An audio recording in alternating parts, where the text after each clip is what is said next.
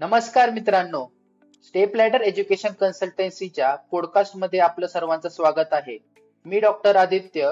आज आपल्यासोबत एक माझा बेस्ट फ्रेंड घेऊन आलो आहे, डॉक्टर गौरव, ज्याने की आपले FMG एक्झाम ही फर्स्ट अटेम्प्ट मध्येच क्लिअर करून चांगल्या मार्क्सनी पास झाला आहे. हॅलो डॉक्टर गौरव, कसा आहेस? Myself, Dr. Gaurav. I study from Privalsky Research Medical University in Nizhny Novgorod, Russia. Recently, I passed FMG exam. I got 186 marks in that exam. Okay Gaurav, खूप छान mark भेटले तुला, 186 मार्क, ते पण फर्स्ट अटेम्प्ट मध्ये.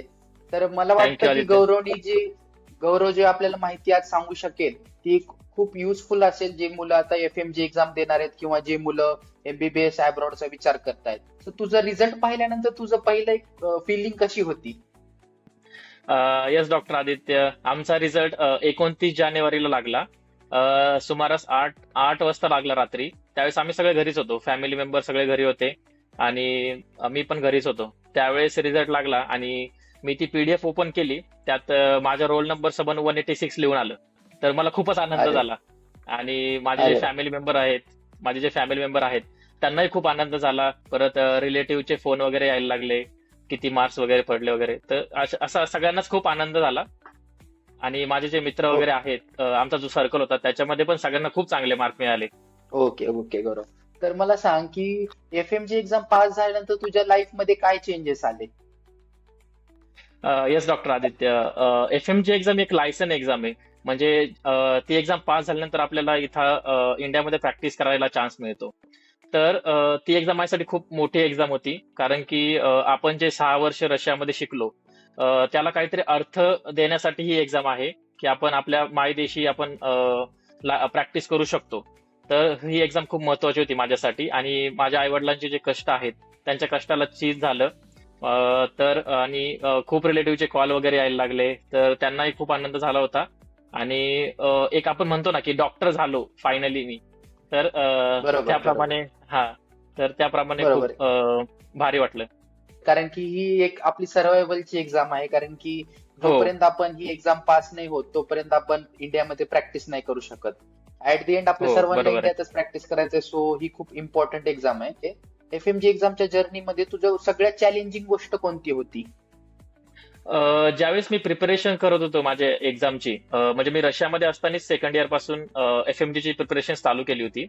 तर त्यावेळेस मी फक्त माझ्यासाठी कन्सिस्टन्सी खूप महत्वाची असं मी ठरवायचो, कारण consistency is the key of success असं मी मानतो. बरोबर तर त्यावेळेस मी डेली माझं टार्गेट ठेवायचो की मला 3-4 तास डेली, म्हणजे सगळं कॉलेज वगैरे करून स्वतःचं सगळं बघून सगळं मला अभ्यास करायचा आहे, सेल्फ स्टडी करायचा आहे, टाइम द्यायचा आहे. तर कन्सिस्टन्सी ठेवणं खूप महत्वाचं होतं. आणि ज्यावेळेस आपण जेव्हा इंडियामध्ये येतो त्यावेळेस जे 6 मंथ आपल्याला भेटतात अभ्यासासाठी, तर ते 6 मंथ आपले डिसाइडिंग आहेत की तुम्ही पास होणार का फेल होणार, कारण की ते 6 महिन्याची प्रिपरेशन खूप इम्पॉर्टंट आहे. त्याच्यामध्ये पण आपल्याला सगळे डिस्ट्रॅक्शन बाजूला ठेवून प्रॉपर एक प्लॅन स्टडी करावा लागतो. तर ते खूप चॅलेंजिंग आहे. एक स्वतःला कायम कॉन्फिडंट ठेवून आणि एक मोटिवेशनल आतमध्ये मोटिवेशन ठेवून स्टडी करणं हे खूप महत्वाचं आहे. बरोबर आहे गौरव. कारण की प्रिपरेशन म्हणलं की चढ उतार तर नक्कीच येतो. तर हो. तुला काय असं वाटलं की कोणती चॅलेंजिंग गोष्ट वाटली या प्रिपरेशन मध्ये, की तुला असं वाटलं की अरे बापरे आता माझ्याच्याने नाही होणार किंवा मी खूप थकलोय? तर असं नेहमी वाटू शकतं. तर तुला कधी असं हो. वाटलं आणि त्याला तू कसं टॅकल केलं? येस, ज्यावेळेस मी माझ्या एकदम प्रिपरेशन फेजमध्ये होतो, ह्या 6 महिन्यामध्ये जेव्हा मी इंडियाला आलो, त्यावेळेस मी GTs वगैरे द्यायचो, ग्रँड टेस्ट वगैरे द्यायचो. तर मी एकूण 11 ग्रँड टेस्ट दिल्या. त्याच्यामधल्या ज्या पहिल्या 3 ग्रँड टेस्ट होत्या, ज्या जम्बो टेस्ट असतात मोठ्याल्या, तर त्याच्यामध्ये माझा स्कोअर खूप कमी होता. तर मला काय मनामध्ये हो भीती राहायची की हाच माझा स्कोअर शेवटपर्यंत असेल का, की मी पास होईल का. तर ती मनामध्ये भीती कायम होती. पण ज्यावेळेस माझ्या मिस्टेक मी सुधारायला प्रयत्न केला, ज्यावेळेस माझ्या मिस्टेक मी एक प्रॉपर गायडन्स घेतला, तुमच्यासारख्या सिनियरला कायम विचारायचो, तुम्हाला काय मेसेज वगैरे करायचो, तुम्ही खूप चांगला रिस्पॉन्स दिला. आणि एक टीचर वगैरे जे असतात क्लासेसचे, त्यांनी पण खूप चांगला गायडन्स दिला की तू अशा प्रकारे मिस्टेक सुधारून तुझा स्कोअर करू शकतोस. तर माझा मी स्कोअर इम्प्रूव्ह केला आणि अशा प्रकारे माझा स्कोअर वाढतच गेला. त्याच्यामुळे मला खूप हेल्प झाली. बरोबर आहे गौरव. तर मला सांग की जसं की तू म्हणाला की तू 11 GT दिल्या, तर MCQ येस. सॉल्व्ह करणं आणि GT देणं हे किती इम्पॉर्टंट आहे? आणि जर त्यामध्ये जर कमी स्कोर आला, कारण की आपण एक्झाम देतो तर एक भीती असते मनात की बाबा मला जीटी हो. मध्ये कमी स्कोर आला तर माझं प्रिपरेशनचा टाइम वेस्ट होईल किंवा मग माझा टाइम जाईल. तर तुला काय वाटतं की हो. ह्या मुलांनी जे आता एक्झाम देणार आहे तर त्यांनी काय करायला पाहिजे? जीटी द्यायला पाहिजे किंवा मग ती स्कोर किती मॅटर करतो जो जीटीचा येतो तो? येस, मी नक्की सांगेल की जीटी ही काही तुमची डिसाइडिंग नाहीये, तुमचे मार्क डिसाईड करत नाही जीटी. जीटी फक्त तुमचं टाइम मॅनेजमेंटसाठी खूप इम्पॉर्टंट आहे. म्हणजे ज्यावेळेस आपण एक्झामला जातो, आपला फर्स्ट पेपर 2.5 तासाचा, सेकंड पेपर 2.5 तासाचा, हे टायमिंग असतं. तर आपलं एक टाइम मॅनेजमेंट करता येतं प्रॉपर, की मला मी त्यावेळेस तेवढं बसू शकतो का, मी ते तेवढी स्ट्रेस हँडल करू शकतो का, यासाठी जीटी असते. आणि जे क्वेश्चन्स असतात जीटी मध्ये, जे वेगवेगळ्या प्लॅटफॉर्मवर जीटीज आहेत, त्याचे क्वेश्चन काय असे असे क्वेश्चन तिकडे येत नाही, फक्त कन्सेप्ट तुमचे किती स्ट्रॉंग आहे हे तुम्हाला जीटी मधून कळतं. जीटीचा स्कोर तर खूप इम्पॉर्टंट आहे. तर तू हो. जे अभ्यास करत होता तेव्हा तुझं डेली रुटीन कसं मेंटेन केलं? येस, ज्यावेळेस मी 6 मंथच्या फेजमध्ये होतो माझ्या स्टडीच्या, इंडियाला आल्यानंतर, त्यावेळेस मी माझा डेली रुटीन म्हणजे मी अर्ली मॉर्निंग पर्सन आहे. मी सकाळी लवकर उठायचो, 5 वाजता उठायचो. नंतर सगळे कामे आवरून 6 वाजता स्टडीला बसायचो. तर मी स्टडी माझी 4 फेजमध्ये डिवाइड केली होती त्यावेळेस. तर मॉर्निंग म्हणजे 4 सेक्शन मध्ये डिवाइड केली होती. तर मॉर्निंग 6 ते 10 मध्ये मी पूर्ण जे हार्ड टॉपिक आहेत, म्हणजे जे मी काय विसरतो किंवा ज्याच्यात माझे जास्त मिस्टेक होतात, ते टॉपिक मी सकाळी मॉर्निंग जास्त करायचो. नंतर एक ब्रेकफास्ट वगैरे करून नंतर दुसरा फेजमध्ये मी लेक्चर्स वगैरे पाहायचो, जे टीचरचे लेक्चर, व्हिडिओ लेक्चर वगैरे होते ते पाहायचो. नंतर जेवण वगैरे दुपारी 3 वाजता जेवण वगैरे करून एक एमसीक्यू वगैरे थोडे सॉल्व्ह करायचो. मग एमसीक्यू वगैरे झाले, थोडा राऊंड मारून 10-15 मिनिटं राऊंड मारून परत अभ्यासाला बसायचो. तर असं करून मी रात्री 11, 11:30, 12 पर्यंत अभ्यास करायचो आणि त्यानंतर मी झोपायचो. झोप खूप महत्वाची आहे याच्या प्रिपरेशन मध्ये, कारण की जर तुम्ही चांगली झोप वगैरे घेतली तर तुम्हाला तेवढं माइंड तुमचं जास्त रीड करेल. बरोबर. बरोबर आहे. म्हणजे आपल्याला झोप पण खूप इम्पॉर्टंट आहे असं तुझं हो. म्हणणं आहे. आणि हो. जो तू म्हटलं की सकाळी उठून तू जे डिफिकल्ट टॉपिक्स आहेत किंवा जे डिफिकल्ट गोष्टी जे तुला समजत नाही ते सकाळी फ्रेश हो. माइंड मध्ये तू करायचं असतं त्याने तुला खूप चांगली हो. हेल्प झाली. खूप. बरोबर. तर येस, मला येस. सांग की तुझं जे आपण आपल्या एमबीबीएस मध्ये 19 सब्जेक्ट आहेत त्यामधील काही सब्जेक्ट असे असतील की जे तुला डिफिकल्ट वाटायचे. तर असे कोणते सब्जेक्ट होते आणि तू त्याला कसं कोप अप केलं? एकूण 19 सब्जेक्ट असतात आपल्याला एमबीबीएस मध्ये. तर त्यावेळेस काय होतं, 19 सब्जेक्टचं प्रिपरेशन करताना जे प्री क्लिनिकल सब्जेक्ट जे आहेत, म्हणजे अॅनाटॉमी असेल, फार्मॅक असेल, पॅथो, मायक्रोबायोलॉजी, हे सब्जेक्ट आपल्याला फर्स्ट अँड सेकंड इयर मध्येच रशियामध्ये शिकवतात. तर त्यावेळेस आम्ही ते खूप चांगल्या प्रकारे प्रिपरेशन केली होती. तर आम्हाला त्याला जास्त फोकस करायची गरज पडली नाही. आणि जे मेन सब्जेक्ट जे आहेत, पीएसएम असेल, मेडिसिन, अजून पीएसएम, मेडिसिन आणि सर्जरी आणि ओबीजीवाय असेल, तर हे 4 ओबीजी. सब्जेक्ट खूप इम्पॉर्टंट आहेत, कारण की मोर दॅन 100 मार्क्स या 4 सब्जेक्ट मधूनच आपल्याला येतात. तर हे सब्जेक्ट आपण स्किप करू शकत नाही, कारण की हे खूप इम्पॉर्टंट सब्जेक्ट आहेत. आणि जे स्कोरिंग सब्जेक्ट जे आहेत, डर्मॅट असेल, परत ऑर्थो असेल, रेडिओलॉजी असेल, सायकेट्री असेल, हे खूप स्कोरिंग सब्जेक्ट आहे. याच्यामध्ये आपला स्कोर एक वाढतो आणि पासिंगचे चान्सेस जास्त वाढतात. आणि मुलं जास्त ह्या सब्जेक्टला स्किप करतात, कारण की मायनर सब्जेक्ट म्हणून त्याला सोडतात. पण हा सब्जेक्ट खूप इम्पॉर्टंट आहे. आणि ऑप्थॅल्म ईएनटी असेल तर ते पण खूप इम्पॉर्टंट आहे. ऑप्थॅल्म, मी सांगेल की ऑप्थॅल्म खूप हेल्पफुल, मला खूप हेल्पफुल झाली ऑप्थॅल्मची, कारण की मोर दॅन 20 क्वेश्चन हे ऑप्थॅल्म मधून येतात आणि इझी क्वेश्चन असतात, 1 लाइनर क्वेश्चन असतात. आणि आता काय झालंय की जास्त इंटिग्रेटेड क्वेश्चन वगैरे यायला लागलेत एक्झामला. म्हणजे ते लोक फार्मॅकचे क्वेश्चन, सर्जरीचे क्वेश्चन एकत्र करून टाकतात. तर त्याच्यामध्ये पण आपल्याला सगळे सब्जेक्ट करणं हे अनिवार्य आहे. त्याच्यामध्ये तर आपण कोणता सब्जेक्ट स्किप करू शकत नाही. आणि अशा प्रकारे काही सब्जेक्ट जे आहेत, लाईक पॅथॉलॉजी असेल, फार्मॅक असेल, हे सब्जेक्ट रट्टा सब्जेक्ट आहेत, म्हणजे आपल्याला ते बाय हार्ट करावं लागतात. तर त्या सब्जेक्टमध्ये जास्त कन्सेप्ट वगैरे नाहीये, पण जास्त रट्टा वगैरे करावा लागतो. तर ते सब्जेक्ट मला हार्ड जायचे, पण मी त्याच्यामध्ये कन्सेप्ट वगैरे इंटिग्रेटेड एमसीक्यू सोडून सोडून मला ते इझी जायला लागले. बरोबर आहे. तर म्हणजे की तू जसं म्हटलं की 19 सब्जेक्ट हे 19चे 19 सब्जेक्ट करणं खूप मस्ट आहे जर हो. आपल्याला चांगला येस. स्कोर करायचा असेल. कारण की जर आपण एकही येस. सब्जेक्ट मिस केला आणि त्यातून जर जास्त क्वेश्चन आले, कारण की असं काही फिक्स नाही की या सब्जेक्ट मधून एवढे क्वेश्चन येतील किंवा एवढे येतील. हो. त्याच्यामुळे आपण रिस्क न घेता सर्व 19चे 19 सब्जेक्ट करणं खूप महत्वाचं आहे. बरोबर. हो. तर मला सांग की असं येस. म्हटलं जातं की आपल्याला एफएमजी प्रिपरेशन मध्ये रीड, रिपीट आणि रिवाइज, तर याचा किती येस. इम्पॉर्टन्स आहे रिव्हिजनचा? जो लास्ट मंथ मध्ये आपण रिव्हिजन करतो तर त्याची तू स्ट्रॅटेजी कशी येस. होती रिव्हिजनची? येस.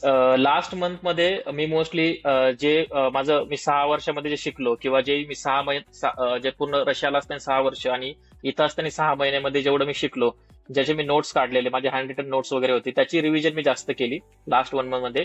आणि जे माझ्या मिस्टेक्स होत्या, जे एमसीक्यू मध्ये मी मिस्टेक करायचो किंवा जे माझे हार्ड टॉपिक्स होते ते मी काय विसरायचो, तर त्याची रिव्हिजन मी जास्त केली. कारण की ऍटलिस्ट 3 ते 4 आपल्या रिव्हिजन झाल्याच पाहिजे. कारण की मेडिकल फील्डच अशी आहे की तुम्हाला खूप सारं मेमोराईज करायला पाहिजे, कारण जास्त कन्सेप्च्युअल गोष्टी नाहीयेत. काही सब्जेक्ट आहे कन्सेप्च्युअल, काही सब्जेक्ट कन्सेप्च्युअल नाहीयेत. त्याच्यामध्ये तुम्हाला बाय हार्ट करण्याच्या गोष्टी खूप आहेत. तर रिव्हिजन खूप इम्पॉर्टंट त्याच्यामध्ये. आपल्याला कायम जे टॉपिक्स आहेत त्याच्या इंटिग्रेटेड कायम आपण क्वेश्चन सोडवले पाहिजे. हे खूप महत्वाचं आहे. बरोबर बरोबर. तर मला सांग की आपण एफएमजी प्रिपरेशन करताना तुला काय वाटतं की मुलांनी कोणत्या गोष्टी नाही करायला पाहिजे, जी तुला वाटतं की माझ्याकडनं चूक झाली आणि ते मुलांनी नाही करायला पाहिजे, असं तुला काय वाटतं स्पेसिफिकली? येस. बेसिकली मला असं वाटतं की ज्यावेळेस आपण एफएमजीची प्रिपरेशन चालू करतो त्यावेळेस खूप सारे सोर्सेस अवेलेबल असतात मार्केटमध्ये. ऑनलाईन सोर्सेस असतात अवेलेबल. तर मुलं काय करतात की एका सोर्सला स्टिक राहत नाही. तर 2-3 सोर्स वगैरे घेतात, पण ते पण इनकम्प्लीट राहतात. तर एखाद्या सोर्सला स्टिक राहणं हे खूप महत्वाचं आहे. कारण की जे टॉपिक्स आहेत, जे शिकवण्याची टीचरची पद्धत आहे, ती सगळीकडे वेगवेगळी असते.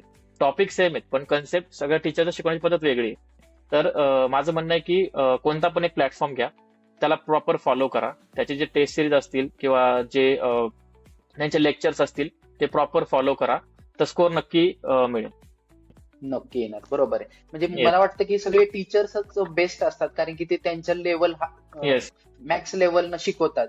तर मला वाटतं सगळे टीचर्स येस. बेस्ट आहेत, पण आपल्या हातात आहे की कोणत्या टीचरला येस. घ्यायचं. आणि एक जर डिसाईड केलं की आपण या टीचर थ्रूच करणार आहे हा सब्जेक्ट, हो. तर त्याला कम्प्लीटच येस. करायचं, बरोबर आहे. तर येस. मला सांग येस. की एफएमजी जर्नी ही खूप लॉंग जर्नी आहे. जसं की आपण एमबीबीएस ला जातो तर तिकडचे 6 वर्ष, येस. त्यानंतर इकडे आल्यानंतर 6 वर्ष आपण प्रिपरेशन करतो. तर यामध्ये येस. आपल्या फॅमिलीचा आणि आपल्या फ्रेंड्सचा काय रोल आहे आणि ते किती इम्पॉर्टंट आहे, तुला काय वाटतं? येस. येस.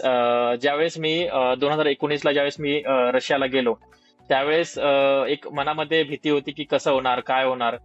तर म्हणजे मी तिथं राहू शकतो का? कारण की मी कधी अब्रॉडला कधी गेलो नाही. तर मनामध्ये कायम भीती असायची. पण त्यावेळेस मला फॅमिली सपोर्ट चांगला मिळाला. फॅमिली म्हणजे फ्रेंड्स वगैरे असतील, माझे आई वडील असतील, त्यांनी मला सांगितलं की तू काही घाबरू नकोस, आम्ही तुझ्यासोबत आहोत. जरी काही झालं, कारण की एक न्यू कंट्रीमध्ये जाणं, नवीन लोकांमध्ये जाणं, हे खूप एका लहान वयामध्ये खूप डिफिकल्ट असतं. पण ज्यावेळेस आम्ही रशियामध्ये गेलो त्यावेळेस आम्हाला सिनियर भेटले, तुमच्यासारखे सिनियर भेटले, त्यांनी आम्हाला खूप मदत केली. आणि त्याच्या प्रकारे आम्ही त्या एन्व्हायरमेंटमध्ये स्टेबल झालो. आणि मला असं वाटतं की मनामध्ये जर जिद्द असेल की मला काहीतरी करायचंय, ज्या माझ्या आई वडिलांनी जे कष्ट केले आहेत त्याचं मला काही त्यांना फळ मिळवून द्यायचंय, तर कोणतीच गोष्ट अशक्य नाहीये. बरोबर बरोबर. तर मला येस. वाटतं आपल्या या जर्नीमध्ये आई वडिलांचा खूप मोठा भाग आहे, की हो. ज्याने की आपल्याला एक हिंमत भेटते किंवा एक ताकद भेटते की आपण काही झालं तरी आपल्या मागे ते उभे आहेत. तर आता आपण हो. येस. आल्यानंतर इंडियामध्ये पण 6 महिन्याची जर्नी खूप अवघड आहे, जिथे आपले आई वडील हो. पण स्ट्रगल करतात. एक्झाम्पल दिवाळी आली, ते सेलिब्रेट नाही करू शकत, हो. किंवा कोणती काही गोष्ट असेल, लग्न असेल, काही असेल, तर ते पण खूप सॅक्रिफाईस करतात. तर त्याबद्दल तुला काय सांगा वाटतं, आपल्या आई वडिलांचे सॅक्रिफाईस आहे त्यावरती? येस. ज्यावेळेस मी इंडियाला आलो, ज्यावेळेस माझे 6 मंथ प्रिपरेशन चालू होती, त्यावेळेस मी घरात न राहता थोडं बाहेर राहूनच स्टडी केला. कारण की घरी राहिलो असतो तर म्हणजे घरच्या ज्या गोष्टी आहेत किंवा थोडं विचलित झालं असतं, डिस्ट्रॅक्शन झालं असतं. तर माझ्या घरच्यांचं असं म्हणणं होतं की तू बाहेर राहा, बाहेर प्रिपरेशन कर, तुला फोकस कळेल की तुला काय करायचं आहे ते. तर आणि त्यांनी मला काय मॉरल सपोर्ट दिला. त्यांनी त्यांनी मला कायम सांगत राहिले, मला ज्यावेळेस मी लो फील करायचो, माझा स्कोअर वगैरे कमी यायचा जीटी मध्ये वगैरे, तर त्यांनी मला कायम सांगितलं की तू फक्त ट्राय कर, तू 100% दे. बाकी जे होईल ते होईल. पास फेल होणं हे आपल्या हातात नाहीये, पण प्रयत्न करणं हे आपल्या हातात आहे. So you just try. ते मला कायम सांगायचे की तू ट्राय कर. बरोबर. ओके डॉक्टर गौरव, तू खूप चांगल्या वेने एक्सप्लेन केलं की कसं आपण एफएमजी इझिली क्लिअर करू शकतो फर्स्ट अटेम्प्ट मध्ये. तर आपण जसं की फॉरेनच्या कंट्रीमध्ये गेल्यानंतर आपल्याला एक डिस्ट्रॅक्शन होऊ शकतं, तर या गोष्टी तू कशा अवॉइड केल्या कारण की डिस्ट्रॅक्शन तर खूप आहे, पण आपण जे आपण आई वडिलांनी मेहनतीने आपल्याला पाठवलंय, तर त्यावरती फोकस राहून तू कसं स्वतःला मेंटेन केलं? येस, डॉक्टर आदित्य, हा खूप चांगला क्वेश्चन आहे. आणि मी सांगेल की ज्यावेळेस आपण रशियाला जातो, त्यावेळेस मोस्टली जो क्राऊड जातो तो हा मिडल क्लास फॅमिली मधलाच असतो. की त्यांच्या आई वडिलांनी त्यांना एक कष्ट करून आपल्या पूर्ण आयुष्याची जी पुंजी आहे ती पूर्णपणाला लावूनच त्यांना तिकडे पाठवलेलं असतं. तर मी एवढं सांगेल की ज्यावेळेस आपण रशियाला जातो ना, त्यावेळेस फक्त आपल्या माइंडमध्ये एक गोष्ट ठेवायची की आपला study is the first priority. अभ्यासाला पहिली प्रायोरिटी द्यायची. नंतर तुम्ही जे एक्सप्लोर वगैरे करणार आहे, सिटी वगैरे फिरायची आहे किंवा तुम्हाला वेगवेगळ्या ठिकाणामध्ये जायचंय, खूप सारं एक्सप्लोर करायचं आहे, तर तुम्ही ते सेकंड प्रायोरिटीमध्ये ठेवा आणि फर्स्ट प्रायोरिटी तुमची स्टडी पाहिजे. तुमचा गोल खूप इम्पॉर्टंट आहे, कारण की हा टाइम पिरियड खूप मोठा आहे, 6th इयर, आणि हे जे वय आहे फ्रॉम 18 वर्षापासून तर 23 वर्षापर्यंत जे वय आहे ते खूप इम्पॉर्टंट आहे. आणि याच्यामध्ये जर आपण खूप मस्ती मज्जा वगैरे केली म्हणजे अब्रॉडला जाऊन, कारण की नवीन गोष्टी आहेत, नवीन लोक आहेत आणि नवीन गोष्टी शिकायला मिळतात. आणि जसं चांगले ऍडव्हान्टेज आहे तसं डिसएडव्हान्टेज पण आहे. तर त्यावेळेस फक्त एक माइंडमध्ये ठेवायचं की आपण कशाला आलो आहेत आणि आपली जी फर्स्ट प्रायोरिटी ती काय आहे.